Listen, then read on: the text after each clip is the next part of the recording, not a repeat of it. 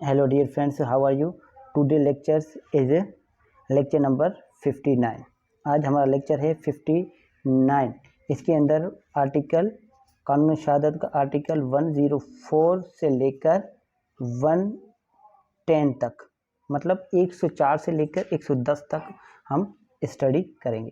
और इसके अंदर अगर हम इंडियन एविडेंस एक्ट का अगर आप सेक्शन देखें तो ये सेक्शन बन जाएंगे 94 से लेकर 100 तक। ठीक है डियर, तो आइए हम देख लेते हैं article number 104, exclusion of evidence against application of document to existing facts. मतलब ये बात करता है कि जो हमारे पास exclusion of evidence against application of document to existing facts, मतलब जो डॉक्यूमेंट्स है उसकी जो एग्जिस्टिंग फैक्ट्स है उससे रिलेटेड अगर कोई और एविडेंस है तो फिर उसको एक्सक्लूड कर दिया जाएगा। ठीक है, when language use in a document is plain in itself, जब कोई भी डॉक्यूमेंट्स लिखा गया हो और उसकी जो लिखत है ना वो बिल्कुल साफ है शीशे की तरह। ठीक है, आ रही बात समझ में। And when it applied accurately to existing facts, evidence may not be given to show that it was not meant to apply to such facts।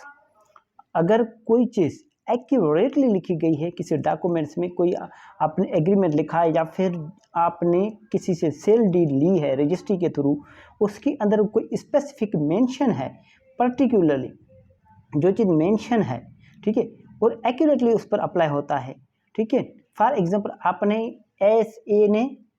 ए है कोई, ए ने बी से कोई घर लिया। ठीक है, घर कौन सा लिया? ये वाला घर लिया। ठीक है, इसका घर का नंबर क्या है? इसका नंबर है 1। ठीक है, फॉर एग्जांपल, तो इसने जो रजिस्ट्री करवाई है इसके अंदर ये लिखा हुआ है 1। ठीक है, और ये कहाँ पर है? इसके मैप में, इसके अंदर जो मैप है रजिस्ट्री के अंदर, उसके अंदर यही घर जो है वो क्लियरली मेंशन है। अब जो है बी उससे हमारे पास मुकर नहीं सकता कि ये जो हमारे पास इसको जो रजिस्ट्री मैंने दी है वो किसी और घर की दी है, उस पर उसके ऊपर कोई भी एविडेंस जो है नहीं दी जा सकती, ना ही कोई किसी किस्म की एविडेंस दिखाई जा सकती है। यहाँ तक बात क्लियर है? Very very simple. अगर फिर भी आपको बात समझ में नहीं आए तो आप मुझसे पूछ सकते हैं।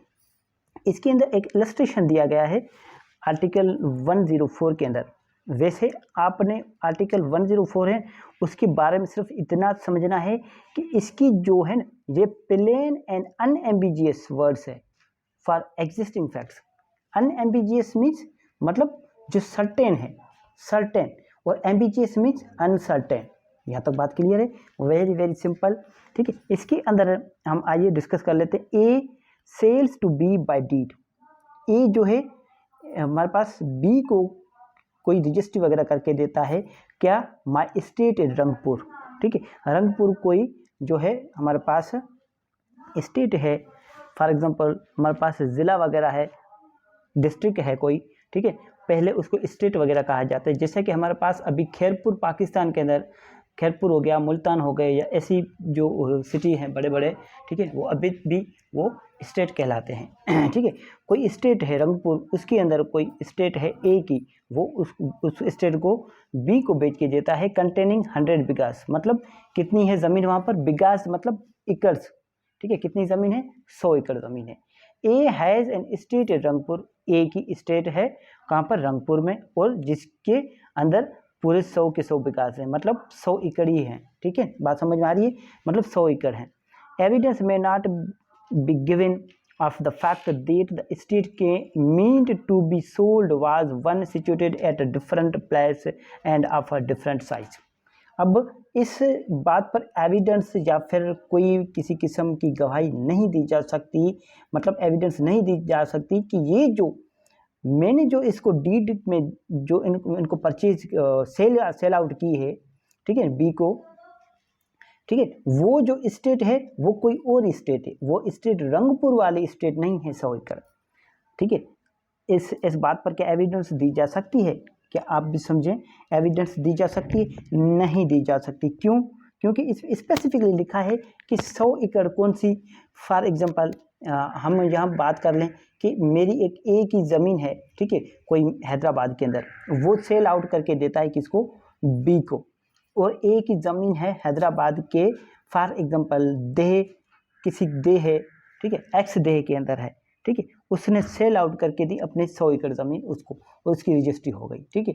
अब जब रजिस्ट्री होती है उसकी कुछ रिक्वायरमेंट होते हैं, जैसा कि सेल सर्टिफिकेट वगैरह आते हैं, तो सेल सर्टिफिकेट आता है, उसके अंदर अगर उस देह के अंदर होगी तो उस देह का जो हमारे पास ऑफिशियल्स हैं वही उसकी सेल सर्टिफिकेट इशू करेंगे। अगर वहाँ पर ज़मीन नहीं होगी तो वो कैसे करेंगे, ठीक है, आरी बस में। तो फिर उसके बाद जो है बी ए जो है वो फ्रॉड नहीं कर सकता, उसका फ्रॉड काम नहीं करेगा। जहाँ तक बात क्लियर है। उसके बाद चले जाते हैं हम आर्टिकल 105 पर, 105 पर, आर्टिकल 105। आर्टिकल 104 के बारे में थोड़ा देख लेते हैं एक बार, आपको अगर कोई किसी किस्म की कंफ्यूजन हो तो मैं वो क्लियर कर लेता हूँ। Article 104 provides that when language used in a document is plain in itself and when it applied accurately to existing facts, evidence may not be given to show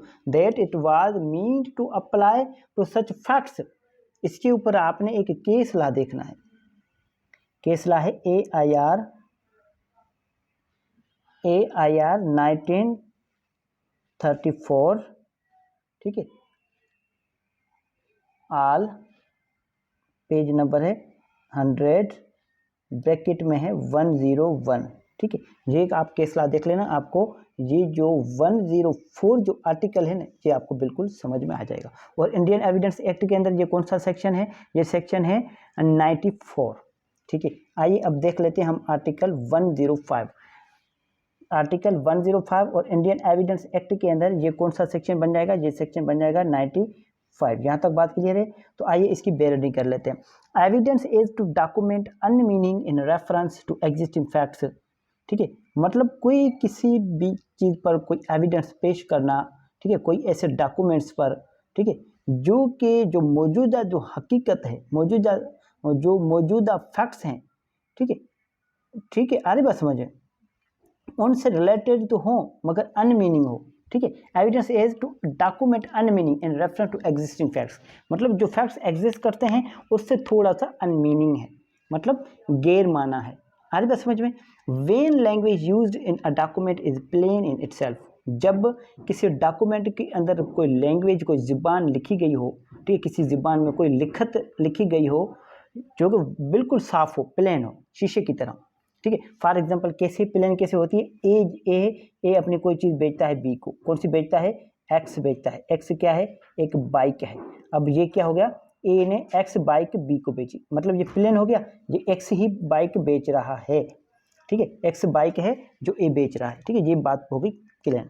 but is unmeaning in reference to existing facts, evidence may be given to show that it was used in a peculiar sense. अब यहाँ पर बात आ जाती है कि plane तो है मगर उसकी जो एग्जिस्टिंग फैक्ट्स है ना उससे थोड़ा सा अनमीनिंग है, मतलब जो पेक्यूलर सेंस है, पेक्यूलर मीन्स पर्टिकुलर, आ रही बात समझिए। पेक्यूलर वर्ड जो है उसकी मीनिंग है पर्टिकुलर या फिर स्पेसिफिक, मतलब जो स्पेसिफिक सेंस में नहीं है, ठीक है। Given to show that it was used in a peculiar sense, मतलब इसमें नहीं है। तो अब इसको साबित करने के लिए, जो अनमीनिंग है उसको साबित करने के लिए ये हम एविडेंस दे सकते हैं कि वो पेक्यूलर सेंस में दिए गए हैं, मतलब किसी पर्टिकुलर सेंस में दिया गया, मतलब स्पेसिफिक सेंस में दिया गया है। अब कोई ए है, ए अपनी प्रॉपर्टी, ए के पास हमारे पास एक्स ए है, कोई ये ए है, ए के पास प्रॉपर्टी है बहुत सारी, ये बी को सेल करता है। कौन सी प्रॉपर्टी, एक्स है, ठीक है, दूसरी भी एक्स है और तीसरी भी एक्स है, ठीक है। फॉर एग्जांपल इसके ए अपना घोड़ा बेचता है बी को, ए के पास 3 घोड़े हैं, ठीक है, 3 के 3 एक जैसे घोड़े हैं। अब ए ने घोड़ा तो बेचा, ठीक है, अब ये कैसे साबित करें कि ए ने कौन सा घोड़ा सेल आउट किया है, ठीक है। तो इसलिए अब ए ने बी को बेचा तो फिर बी ऐसी एविडेंस दे सकता है कि इसने ये वाला ही घोड़ा खरीद किया है। यहाँ तक बात क्लियर है। तो आइए इसके बाद इसके इलस्ट्रेशन देख लेते हैं। वही इलस्ट्रेशन आ गया, ठीक है। A sells to B by deed, A अपने बी को हमारे पास कोई डीड वगैरह बनती है, मतलब डॉक्यूमेंट्स दस्तावेज बनते उसके थ्रू सेल आउट करता है। क्या सेल आउट करता है? अपने वाइट हॉर्सेस, वाइट हॉर्सेस नहीं, ये सॉरी, ये हो गया माई हाउस इन कराची, मतलब इसका कोई घर है, ठीक है, उसके बारे में। आ रही बात समझ में कि ये जो इसका घर जो है ये हमारे पास कराची में है, ये सेल आउट कर रहा है बी को। A had no house in Karachi, अब ए का तो कोई कराची में घर नहीं है, but it appears there he had a house at Keamari, मगर एक ये साबित हो जाता है कि ए का घर कराची में नहीं मगर क्यामारी में घर है। Which B had been in position since the execution of the deed, जिसकी बी के पास जब से वो रजिस्ट्री हुई है तब से बी के कब्जे में है वो प्रॉपर्टी। तो समझा जाएगा कि ए ने जो बताई थी कि मेरा घर कराची में है वो मैं सेल कर रहा हूँ, मगर उसका घर जो है वो क्यामाड़ी में है, ठीक है, जो कि उसने कब्जा भी दे दिया। अब वो ये साबित थोड़ी करेगा कि मैंने जो घर बेचा था वो कराची वाला बेचा था, ये क्यामाड़ी वाला नहीं बेचा था, ठीक है, ये साबित नहीं कर सकता है। These facts may be proved to show that the deed related to the house at क्यामाड़ी। अब यहाँ पर बात क्या है? अब ये जो हकीकत है ना, ये जो कब्जा है बी के पास क्यामाड़ी का ही, ठीक है, ये फैक्ट्स जो है ये साबित कर सकते हैं कि ये इसी ही घर से रिलेटेड था, क्यामाड़ी वाले घर से, ठीक है। यहाँ तक बात क्लियर है? Very very simple. ये हमारे पास जो आर्टिकल 105 है ना, आर्टिकल 105 ये बेसिकली डील करता है एक लीगल मैक्सिम पर। लीगल मैक्सिम कौन सा है? फाल्सा डिमॉन्स्ट्रेटिव नॉन नोसिट, जिसका मतलब क्या है? A false description does not vitiate the documents, मतलब कोई झूठी आप बयान दें, कोई झूठा बयान दें तो फिर वो डॉक्यूमेंट्स जो दस्तावेज है ना उसको विशिएट नहीं कर सकता, मतलब उसको परेशान नहीं कर सकता है, उसकी प्लेन लैंग्वेज को डिस्टर्ब नहीं कर सकता आपकी जो है गलत बयानियाँ। यहाँ तक बात क्लियर है?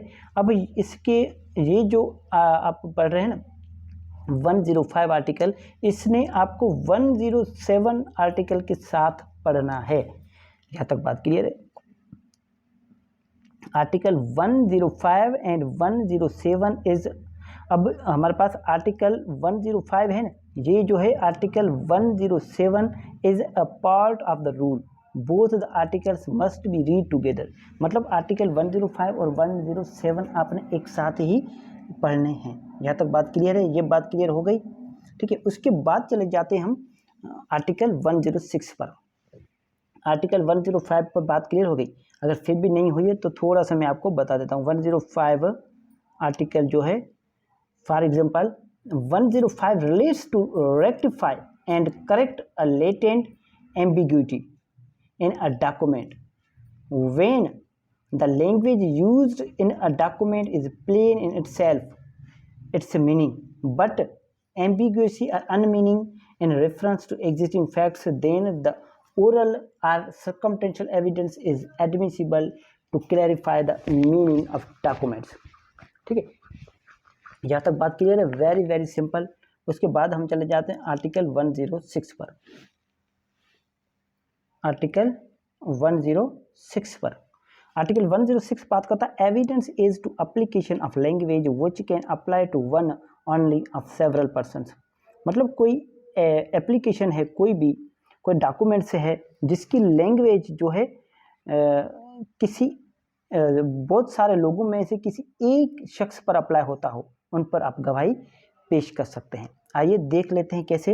When the facts are such that the language used might have been meant to apply to anyone, जब कोई ऐसी हकीकत हो जहाँ पर ऐसी लैंग्वेज इस्तेमाल की गई हो, ठीक है, जो कि ज़ाहिर जिसकी माना ये बनती हो, जिसका मतलब ये बनता हो कि ये किसी एक पर अप्लाई होता है, and could not have been meant to apply to more than one, और जिसका हरगिज़ मतलब ना हो कि ये एक से ज़्यादा पर ये इस्तेमाल होता है, ये एक से ज़्यादा की ये मतलब निकालता है, ठीक है। Of several person or things, मतलब काफ़ी सारे लोग या फिर काफ़ी सारी चीज़ों पर ये इस्तेमाल नहीं होता है। एविडेंस में be given of facts which show which of those persons or things it was intended to apply to, ठीक है। मतलब आप ऐसी एविडेंस पेश कर सकते हैं जिससे ये जाहिर हो जाए कि ये किन चीज़ों पर या किस शख्स पर ये अप्लाई होने का इरादा रखता है, किस पर अप्लाई होने का इरादा था इनका, ठीक है, किस पर अप्लाई होने का इरादा है। आ रही बात समझ में। अब इसके इलस्ट्रेशन देख लेते हैं हम, ठीक है। अब ये क्या है हमारे पास, इसको भी हम क्लियर कर लेते हैं, ठीक है। इसको एक एग्जांपल दे दूंगा मैं आपको, इसकी फिर पहले इलस्ट्रेशन देख लें आप। A agrees to sell to B for RS 100 for RS 1000 rupees my white horse. A जो है एग्री होता है बी को अपना 1000 रुपये में अपना घोड़ा बेचने के लिए। ए हैज़ 2 वाइट हॉर्सेस, ए के 2 सफ़ेद घोड़े हैं, ठीक है। एविडेंस में be given a facts which shows which of them was meant. अब इस बात पर गवाही पेश की जा सकती है इनके कि इन 2 में से कौन सा जो है ए ने बेचा है। जहाँ तक बात क्लियर है, इस पर एविडेंस दी जा सकती है, ठीक है। A agrees to accompany B to Hyderabad, A राजी होता है बी के साथ हैदराबाद जाने के लिए। एविडेंस में be given a facts showing whether Hyderabad and Deccan और हैदराबाद सिंध वाज मेड। अब इस बात पर एविडेंस दी जा सकती है कि हैदराबाद जो दक्कन में है इंडिया के अंदर, उस हैदराबाद की बात हुई थी या फिर हैदराबाद वो जो सिंध के अंदर है। अब इस बात पर तो एविडेंस बनती है, ठीक है। अब मीनिंग तो हमारे पास लिखी हुई है, क्लियर है, ठीक है। आ रही बात समझ, प्लेन है, लैंग्वेज जो है वो तो ठीक है, पर उसका मतलब जो है वो जो है काफ़ी चीज़ों पर जो है वो इंटेंड कर रहा है। अब पता नहीं काफ़ी लोगों में से किस शख्स पर या फिर किस चीज़ पर, ठीक है। फॉर एग्जांपल एक मैं अपनी तरफ से एक एग्जांपल दे देता हूँ 106 के लिए। आपको पता है आर्टिकल 106 इंडियन एविडेंस एक्ट के अंदर ये कौन सा सेक्शन बन जाता है, ये बन जाता है 96। यहाँ तक बात क्लियर है। आइए इसके ऊपर मैं एक और एग्जांपल आपको दे देता हूँ, वो दे देता हूँ वकालतनामा का पक्का, ठीक है।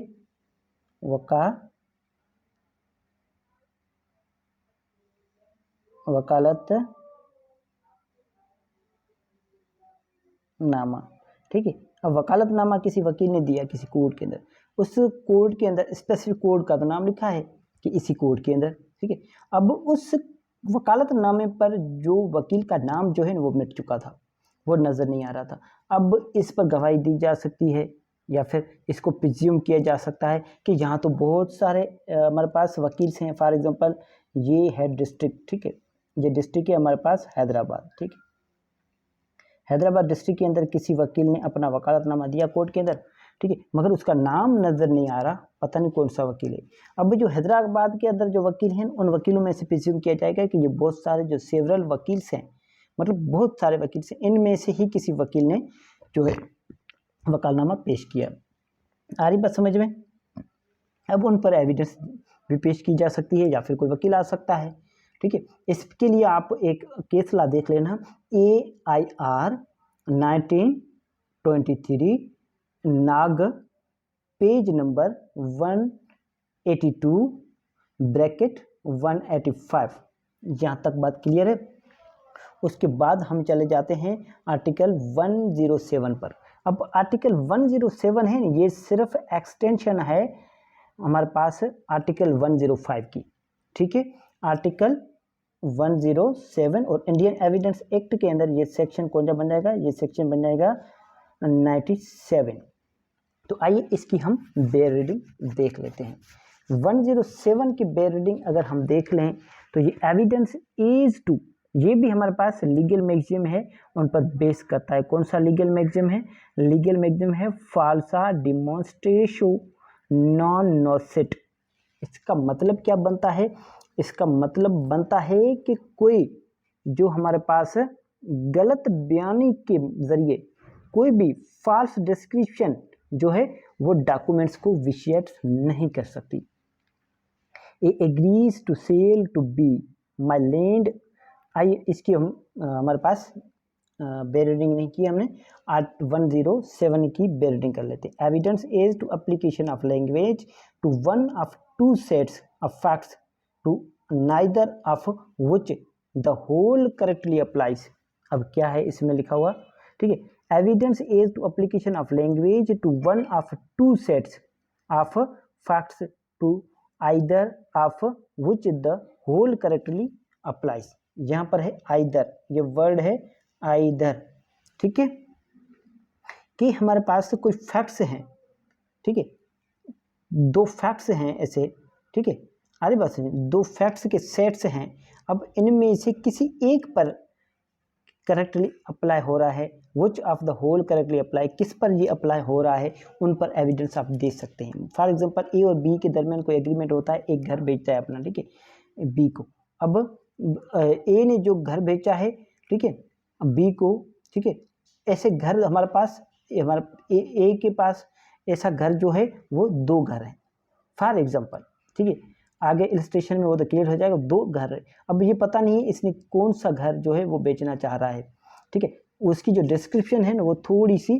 अनमीनिंग है, आइए उसकी भी देख लेते हैं। When the language used apply the partly to one set of existing facts and partly to another set of existing facts, मतलब दो घर हैं, अब ए और ए का दो घर हैं, अब ए अपना घर जो है एक घर बी को सेल करके दे रहा है। अब जो इनके बीच में जो लिखत हुई है ना, जो डॉक्यूमेंट्स जो लिखा हुआ है, इनके बीच में जो डीड बनी है, रजिस्ट्री बनी है ना, अब रजिस्ट्री के अंदर ऐसे फैक्ट्स हैं कि कुछ फैक्ट्स जो है वो इसके एक्स घर पर इस्तेमाल होता है और कुछ फैक्ट्स जो है इसके वाई घर पर इस्तेमाल होते हैं। अब पता नहीं कौन सा जो है घर इसको अब बी को देना है, ठीक है, अब वो दोनों के दोनों एक ही जो है घर पर इस्तेमाल हो जाए, एक ही घर की डीड बन जाए, इस पर एविडेंस पेश की जाए। यहाँ तक बात क्लियर है? तो आइए हम इसकी बैरोडिंग कर लेते हैं, ठीक है। But the whole of it does not apply correctly to either evidence may be given to show which of two it was meant to apply। अब इस बात पर एविडेंस दी जा सकती है कि इन दोनों में से कौन सा जो है वो अप्लाई होता है इस डॉक्यूमेंट्स पर, ठीक है, यहाँ तक बात क्लियर है। अब इसका इलस्ट्रेशन देख लेते हैं हम, ये भी सिंपल है बहुत, अगर आप समझें तो आ रही बात समझ। आइए इसकी हम एक इलस्ट्रेशन देख लेते हैं। A agrees to sell to B my land at X in the occupation of Y. अब कोई ए है, ठीक है, अब थोड़ा गौर से देखना आप, ए है, ए जो है बी को अपना घर बेचता है, ठीक है, आ रही बात समझ।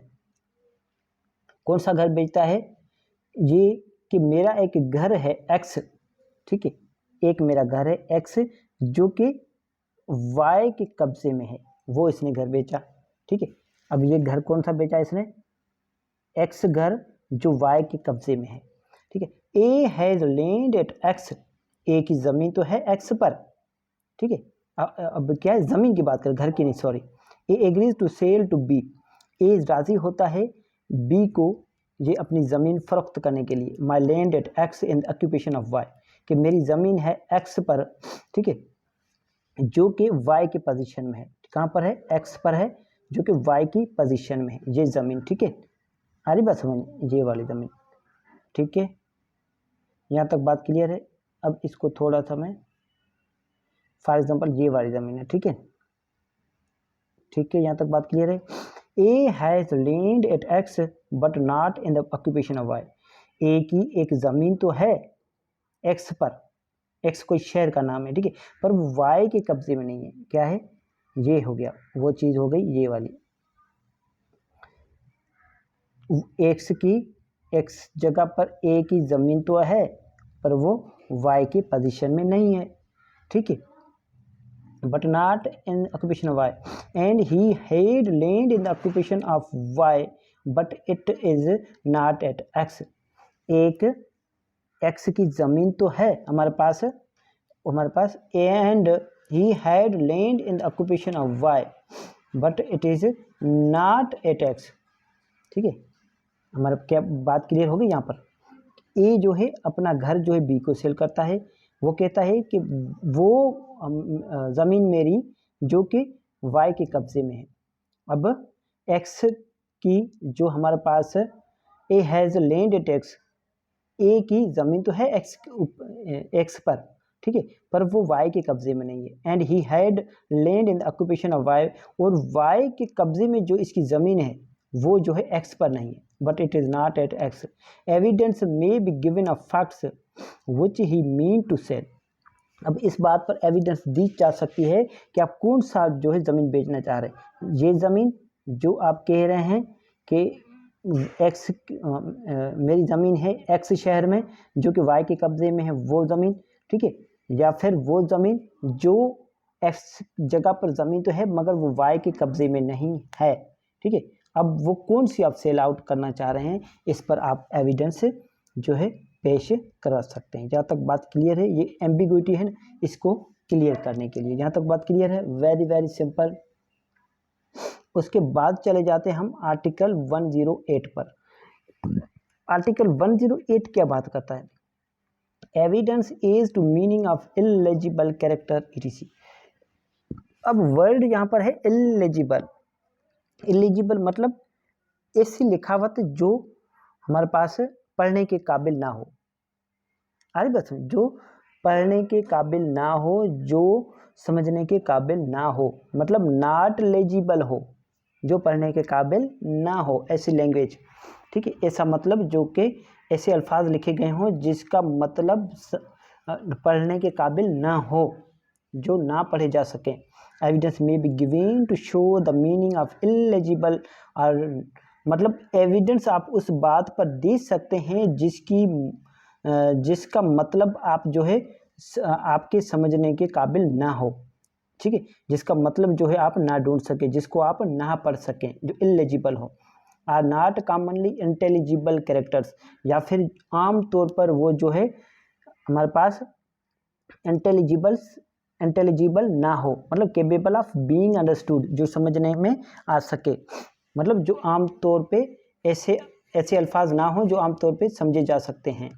ऑफ फॉरेन, या फिर कोई बैरूनी मुल्क का हो, फॉरेन का हो, या फिर हमारे पास ऑब्सोलेट हो। अब ऑब्सोलेट वर्ड्स क्या होते हैं?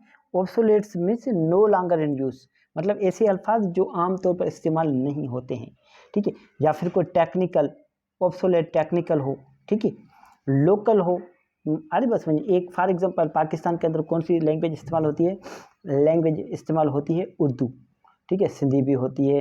अरे बस समझिए, उसके अलावा हमारे पास बस इंग्लिश, उर्दू और सिंधी। अगर इसके अलावा और कोई लैंग्वेज लिखी जाती है लोकल, फॉर एग्जांपल जैसा पर कोई ऐसी लैंग्वेज लिखी जाए जैसा कि फॉर एग्जांपल अगर पाकिस्तान के अंदर कोई ऐसा ट्राइब्स है, ऐसी कम्युनिटी है जो कि हिंदी लैंग्वेज या फिर कोई मारवाड़ी लैंग्वेज वगैरह अगर वो जानती है, अगर उसके अंदर कोई डॉक्यूमेंट्स लिखा गया है तो फिर वो इंटेलिजिबल है। आ रही बात समझ में? ऑब्सोलेट है। जब तक बात क्लियर है। एंड प्रोविंशियल एक्सप्रेशन, ठीक है, और हमारे पास प्रोविंशियल जो है एक्सप्रेशंस हो। आ रही बात समझ में? यहाँ तक बात क्लियर है। Of abbreviation end of words used in a peculiar sense, और ऐसे एब्रीविएशन हो। एब्रीविएशन आप समझते हैं क्या होता है?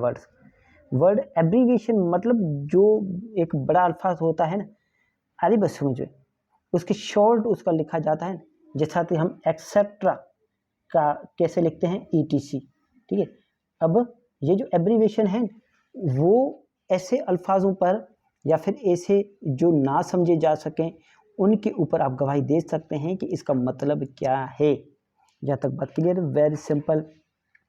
उसके बाद हम चले जाते हैं हमारे पास आर्टिकल 109 पर। 108 आर्टिकल और सेक्शन कौन सा बनेगा ये इंडियन एविडेंस एक्ट के अंदर? ये सेक्शन बन जाएगा 98। यहाँ तक बात क्लियर है। उसके बाद हम चले जाते हैं आर्टिकल, नहीं इसी का ही इलस्ट्रेशन पहले हम देख लेंगे। आर्टिकल 108 का इलस्ट्रेशन देख लेंगे। इलस्ट्रेशन ये बात करता है ए स्कल्प्टर, ठीक है, agrees to sell to B all my mods. अब ए जो है एक स्कल्प्टर है। स्कल्प्टर क्या होता है? स्कल्प्टर मीन्स संगतराश। संगतराश मीन्स खुदाई करके जो लिखता है, आ रही बात समझ में? पत्थरों पर जो लिखाई वगैरह करता है उसको बोलते हैं। अरे बस लिखाई को स्कल्प्टर मतलब जो पत्थर तोड़ कर अगर कोई बर्तन वगैरह बनाए उसको भी स्कल्प्टर कहते हैं। या फिर कोई पत्थर जो है उस पर संगे मर के जो उन पर जो नाम वगैरह लिखते हैं उसको भी स्कल्पटर कहते हैं। फॉर एग्जांपल हमारी जो घर का जो गेट होता है वहाँ पर हम अक्सर जो है आपने देखा होगा कि पत्थर का कोई छोटा सा बोर्ड, साइन बोर्ड लगा होता है जिस पर नाम लिखा होता है, फॉर एग्जांपल अर्जुन हाउस ऐसे वगैरह लिखा होता है। अब ए है कोई स्कल्पटर है, मतलब ऐसा कारीगर है, ठीक है, वो अपने बेचता है बी को, क्या बेचता है, all my modes, all my है वो, यहाँ वर्ड है माय, ये ए नहीं है, यहाँ पर वाई है, ऑल माय मोड्स। यहाँ तक बात क्लियर है। अब मोड्स क्या है, मोड्स मतलब ये मोड्स मतलब जो बना रहा है ये, उसको बोलते हैं मोड्स। मतलब इसने जो हमारे पास बटन वगैरह जो बनाए हैं या जो लिखावट की है उसको बोलते हैं। अब मोड्स मतलब कौन से mods, relating to recently developed, मतलब जो इसने अनकरीब जो बनाए हैं, कुछ ही वक्त के अंदर उसने जो बनाए हैं, ठीक है, मौजूदा वक्त के अंदर, उसके बारे में ये बात कर रहा था। अब हकीकत क्या है, A has both models and modelling tools.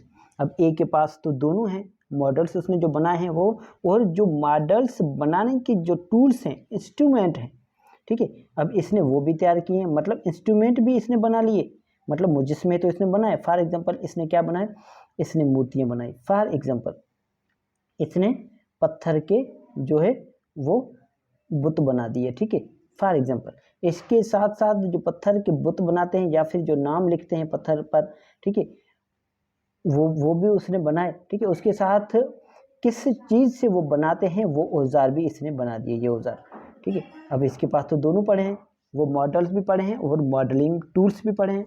अब कौन से ये बेचना चाह रहा है, एविडेंस में be given to show which he mean to sell. अब एविडेंस इस बात पर दी जा सकती है कि ये कौन से बेचना चाहता था, ये मॉडल्स इसने जो खुद जो बनाए हैं वो, या फिर जो मॉडल बनाने के लिए जो औजार चाहिए होते हैं वो, इसने तो दोनों बनाए हैं, वो औजार भी बनाए हैं और मॉडल भी बनाए हैं। अब पता नहीं ये कौन सा बेचना चाह रहे थे, ठीक है, तो इस पर एविडेंस दी जा सकती है। जहाँ तक बात क्लियर है, वेरी वेरी सिंपल। जैसा हमारे पास ये बात हो गई, हमारे पास 108 जो है ना, ये बात आ जाती है, जैसा कि शॉर्ट हैंड है, शॉर्ट हैंड हर किसी को समझ में नहीं आती। एक दूसरी लैंग्वेज है cipher, CIPHER, cipher. Cipher means खुफिया, या फिर सिंबल्स वगैरह होते हैं, उसकी सिंबल्स में अगर कोई लैंग्वेज होती है वो कभी किसी को समझ नहीं आएगी, वो सिर्फ उसको समझ में आएगी जो लिख रहा है और जो उसको समझ पाए। जहाँ तक बात कीजिए, जैसा कि हमारे पास शॉर्ट हैंड होता है, जज के पास जो बैठा होता है क्लर्क, स्टेनोटाइपिस्ट जो बैठा होता है, वो अगर लिखता है तो फिर वो किसी को समझ में आएगा, वो सिर्फ उसको ही समझ में आएगा, ठीक है, वो अपनी शॉर्ट लैंग्वेज में लिखता है। यहाँ तक बात क्लियर है, ठीक है। अब चले जाते हैं आर्टिकल 109 पर। आर्टिकल 109 क्या बात करता है, आर्टिकल 109 बात करता है, और ये इंडियन एविडेंस एक्ट के अंदर आप देखेंगे तो ये सेक्शन बन जाएगा 99। यहाँ तक बात क्लियर है, article 99। Who may give evidence of agreement varying terms of documents? कौन ऐसे एग्रीमेंट पर गवाही दे सकता है, Who may give evidence, ठीक है, कौन एविडेंस दे सकता है, कौन गवाही दे सकता है of agreement varying terms of documents, ऐसे एग्रीमेंट की जो कि एक डॉक्यूमेंट्स जो डीड जो बनी है, ठीक है, उसकी जो टर्म्स है, उनकी जो शर्तें हैं, उनके अंदर जो मवाद लिखा गया है, उनको तब्दील करने के लिए, उनको वेरी करने के लिए, उनको डिफरेंट करने के लिए, persons who are not parties to a document, वो शख्स जो इस डॉक्यूमेंट के अंदर पार्टीज नहीं हैं वो कर सकते हैं। आगे बात समझिए, मतलब वो शख्स जो इस डॉक्यूमेंट के अंदर पार्टी नहीं है, आगे बात समझिए, आर दियर रिप्रेजेंटेटिव इंटरेस्ट, या फिर वो शख्स जो इस केस के अंदर पार्टी नहीं थे, ठीक है, अब उनकी जो जायज़ वसा है वो may give evidence of and facts tending to show a contemporaneous agreement varying the terms of the document। मतलब अब वो उन पर एविडेंस दे सकते हैं कि ये जो कंटेम्पोरेनियस मतलब हम अहद, हम ज़बान, ये जो लिखा गया है, ये डॉक्यूमेंट्स, ये जो एग्रीमेंट लिखा गया है, ठीक है, ये दरअसल ये इसकी माना ये नहीं है, इसकी मतलब ये है, ठीक है, या फिर मतलब थर्ड पर्सन कोई जो है उसको चेंज करवा सकता है उसको मीनिंग को, वो मैं आपको एक एग्जांपल से बता देता हूँ। ठीक है, पहले इसके इलस्ट्रेशन को हम देख लेते हैं, बहुत ज़रूरी है। इलस्ट्रेशन से पहले एक थोड़ी सी बात आप जहन में रख लें कि आर्टिकल 109 के तहत किसी डॉक्यूमेंट्स को वेरी करने के लिए उसकी कंडीशंस, उसके टर्म्स को तब्दील करने के लिए कोई ऐसे एग्रीमेंट पर गवाही कौन दे सकता है, उस पर गवाही ये लोग दे सकते हैं कि it has allowed person who are not parties to a document to give evidence of any facts.